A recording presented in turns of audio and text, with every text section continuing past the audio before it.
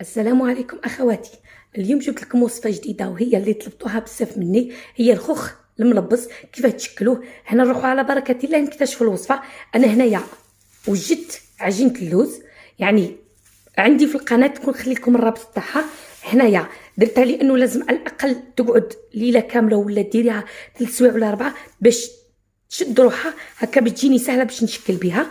وللحشو نتاعي عندنا عندي كميه من جينواز، كميه من المكسرات على حسب واش متوفر عندكم. نرحيو الجينواز، كي توجدوا الجينواز ترحيوها، تضيفوا لها كميه من المكسرات وتلموها بكريمه زبده عادي. بالنسبه لعجينه اللوز تاعي انا هنايا كي توجدوها نفس الطريقه هنا باش تكون مده الصلاحيه تاعها كماده حافظه، نزيد لها مغرفه جليكوز. هنا اذا مش متوفره تقدروا تستغناو عليها. هنا كما راكم تشوفوا عجينه اللوز تاعي انا درتها البارح في الليل باش تجيني بالطريقه هذه، وكي تبات راهي تبقى طريه كما راكم تشوفوا. الحشو تاعي دوك نشكلو من الاحسن الى كريات. دوك هنا نوزن سواء الحشو تاعي ولا عجينه اللوز. هنا بعد ما وزنت عجينه اللوز تاعي وزنتها 40 غرام، والحشو من 15 حتى ل 20 غرام على حسب الحبه اللي بغيتو. هنا تتحكموا نتوما في الوزن، بغيتوها حبه صغيره حبه كبيره. هنايا من الاحسن الحشو تاعكم انا حطيته غير وزنته، حطيته غير شويه في المجمد، يعني من الاحسن يكون بارد مليح. هنا كما راكم تشوفوا عجينه اللوز تاعي راهي طريه. هنا نحاول نحلها. يعني قلت لكم من الاحسن خليوه يحكم روحه مليح، يعني انا هنا غير باش نصور معاكم ما طولتش، يعني ما طولتش خليته في المجمد مده طويله بزاف. ونحاول نقفل هنا كما راكم تشوفوا بالطريقه هذه. نزيد حبه ونعاود نرجع الحشو تاعي. هنا من الاحسن دائما يعني بلاستيك باش هكا عجينه اللوز تاعكم ما تنشفكمش. هنا نحط الحبه تاعي، الحشو تاعي عفوا. هنا تقدروا ديروا غاناش، يعني كل واحد وطريقته، ما عجينه اللوز وكل واحد وطريقته. كاين اللي يجمعوا بمسعده، كاين اللي يجمعوا بالشربات. انا نجمعها بالشربات بصح صدقوني تعطيكم نتيجه ما شاء الله. العجينه على الاول كي ديروها تبان لكم عجينه اللوز تاعكم طريه بزاف، بصح بمجرد ما تبات يعني مش في الثلاجه عادي، يعني على برا نلقاوها كما راكم تشوفوا تقدروا تتحكموا فيها كما بغيتوا. هنا كما راكم تشوفوا نحاول نشكلها الى كره كما راكم تشوفوا بالطريقه هذه.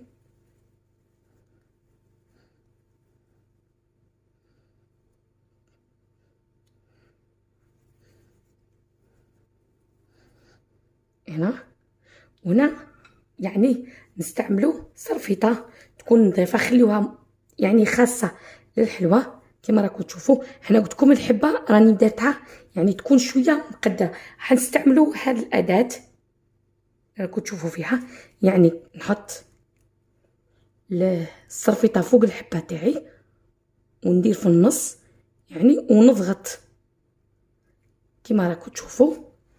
وهنا نشكلوا الحبه تاعنا كما راكم تشوفوا. هنا كاين اللي يستعمل الطريقه هذه، يعني بالطريقه هذه كاين اللي يستعمل. وهنا نضغطوا باش نشكلوا الحبه تاعنا كما راكم تشوفوا.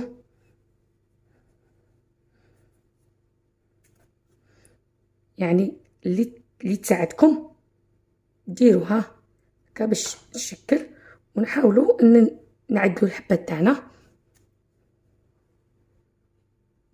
هنا نزيد نشكل معكم حبه باش تفهموا مليح. عندي العجينه تاعي نحاول اني ندير الصرفيطه بالطريقه هذه وبالاداه هذه في الوسط، ونحاول نضغط باش نشكل الحبه تاعي كما راكم تشوفوا. هنا نحي الصرفيطه تاعي كما راكم تشوفوا ونحاول نعدل الحبه باش تحكم الشكل تاعها.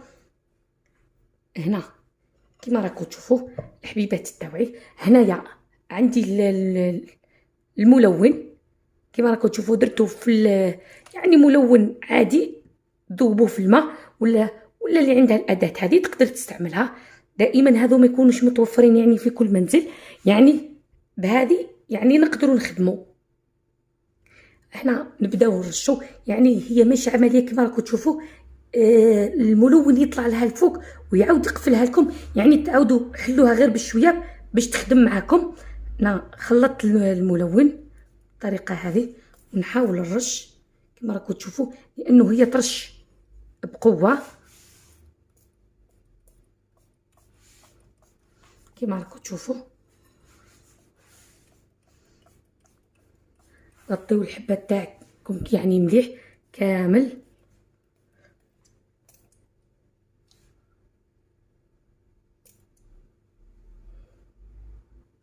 كما راكم تشوفوا حنا بعد ما رشيتها مليح، حنا نحكم كميه من الفرينه بالطريقه هذه، يعني نغطيوها مليح.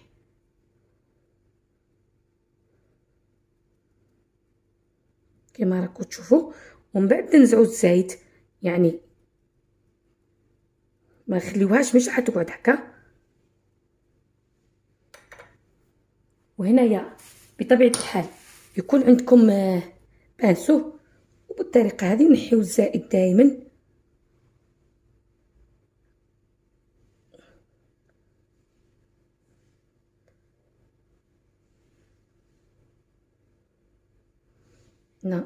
نزيد نعاود نرش باش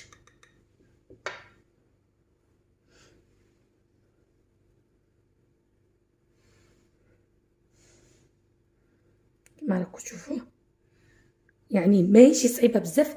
هنا قلت لكم دائما هذه ماهيش عمليه بزاف، لانكم قادرين تخدموا بها مره تعاود تفزت لكم، يعني لازم تعاودوا تشري وحده اخرى. فرق انه تكون عندكم هذه الاداه، يعني عمليه تخدموا بها احسن. انا تعمدت نخدم معكم بهذه باش تعرفوا، يعني ماهيش اللي ما عندوش يقدر، لانه ساعات تكون مناسبه صغيره، مش من الحكمه باش تشري الاداه هذيك تكون غاليه شويه وما هي ما تستعملهاش بزاف. هنا نحاولوا نحي كامل، ننزع الفرينه كما راكم تشوفوا. هنا كما راكم تشوفوا، هنا من الاحسن خليوها شويه تشربكم الفرينه، وحاولوا انكم تقيسوا البلايص كامل بالفرينه باش هكا ما تبقاش تلصق. كما راكم تشوفوا اذا دخلكم في الوسط الفرينه بالطريقه بهذه تقدروا نحيوه عادي. كما راكم تشوفوا الحبه تاعي هنا على حسب الملون، هنا نستعملوا نفس عجينه اللوز. انا لونتها بالكاكاو. كما راكم تشوفوا الحبه تاعي، اسمحوا لي نغسل يدي. هنا كما راكم تشوفوا هاي الحبه تاعي. هنا بالنسبه لعجينه اللوز اللي قلت لكم لونتها بالكاكاو، ها هي كي نحاول دائما نعاود نشكلها في يدي. انا نعتذر لانه يديا كامل راهو بالملون الاحمر. حنا يعني ماهيش سهل، وكاين اللي يزينها غير بالجوز، بربع حبه جوز يكسر كيما نقولوا نص الى على زوج ويشكلها يعني ويحط في الوسط. هنا اختياري، كاين اللي يدير كيما راكم تشوفوا، يعني ماهيش شي حاجه صعيبه.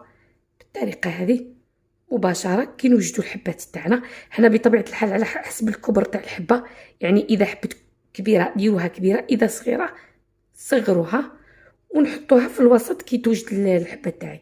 هذه هي الوصفه تاعي نهار اليوم.